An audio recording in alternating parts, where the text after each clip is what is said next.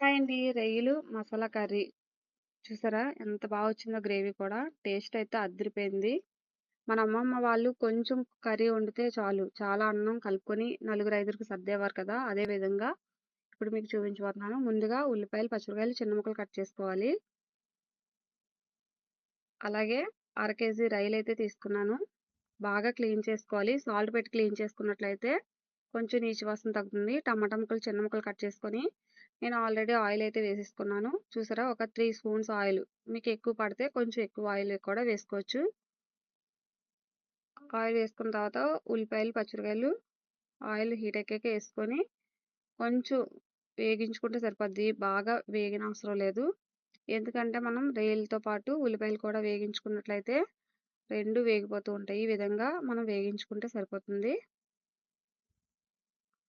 ఇందులో మనం రొయ్యలు వేసేసుకోవాలి. రొయ్యలతో పాటు ఉల్లిపాయలు కూడా వేగిపోతాయి కదా!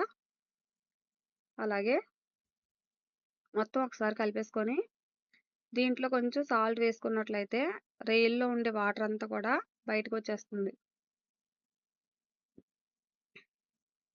చూసారు కదండీ! ఈ విధంగా మనం సాల్ట్ వేసుకొని ఒకసారి కలిపేసుకొని దీనిపైన మనం మూత పెట్టేసుకొని ఒక 5 నిమిషాల తర్వాత చూసుకున్నట్లయితే రొయ్యల్లో ఉండే వాటర్ అంతా కూడా మనకి బయటికి వచ్చేస్తుంది. చూసారా ఎంత వాటర్ వచ్చిందో? మనం వాటర్ అయితే అసలు వేయనవసరం లేదు. వేయకుండానే వాటర్ దిగిపోయింది. ఇలా వాటర్ అంతా నూనెకి దగ్గరయ్యేంత వరకు మనం అలా స్టవ్ మీదే కలుపుతూ ఉండాలి. చూసారా ఆయిల్ అయితే పైకి తేలిపోయింది. ఈ విధంగా కలిపేసుకున్న తర్వాత ఒక హాఫ్ టీ స్పూన్ పసుపు వేసుకొని రొయ్యలు మొత్తం కలిసే విధంగా కలుపుకోవాలి. అలా కలుపుకున్నట్లయితే రొయ్యల్లో ఉండే పచ్చి వాసన, నీచు వాసన కూడా పోతుంది. ఇలా కలుపుకున్న తర్వాత మనం టమాటీలనేది ముందు వేగించుకోలేదు కదండీ! ఇప్పుడు వేసుకోవాలి. ముందే వేగించేసుకున్నట్లయితే మనకి గ్రేవీ అనేది రాదండి. ఎందుకంటే టమాటాల్లో ఉండే వాటర్ అంతా కూడా బాగా వేగిపోతుంది కాబట్టి మనకి ఎక్కువ గ్రేవీ రాదు. అందువల్ల నేను టమాటాలు ఈ టైంలో కొంచెం రొయ్యలు వేగిన తర్వాత వేశాను.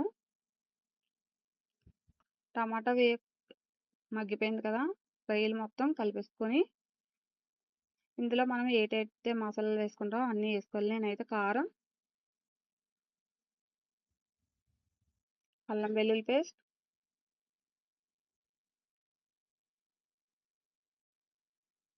మసాలా పౌడర్ వేసుకొని బాగా కలుపుకున్నాను.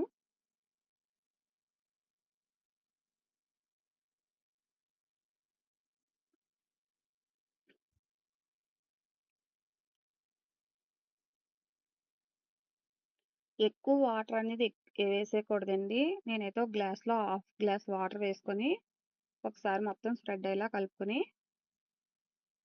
మూత పెట్టేసుకోవాలి ఒక 5 నిమిషాల పాటు.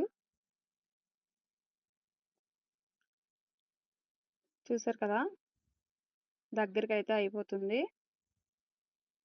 ఈ విధంగా మనకి రొయ్యల మసాలా కర్రీ అనేది రెడీ అయిపోయింది. మనకి సాల్ట్ గానీ, ఉప్పు, కారం కానీ సరిపోకపోయినా మళ్ళీ ఒక్కసారి వేసుకోవచ్చు. వేసుకొని ఒక 5 నిమిషాల పాటు ఇలా వేగించుకున్నట్లయితే పర్ఫెక్ట్‌గా అన్నీ కూడా మనకి టేస్ట్‌గా సరిపోతుంది. ఇందులో కొంచెం కొత్తిమీర చల్లుకొని వేరే బౌల్‌లో తీసుకున్నట్లయితే చూసారా ఎంతో టేస్టీ అయిన రొయ్యల మసాలా కర్రీ రెడీ అయిపోయింది.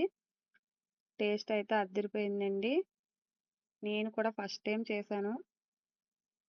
మీరు కూడా ట్రై చేసి ఎలా వచ్చిందో కామెంట్ చేయండి. నచ్చితే లైక్ చేసి సబ్స్క్రైబ్ చేయండి ఫ్రెండ్స్.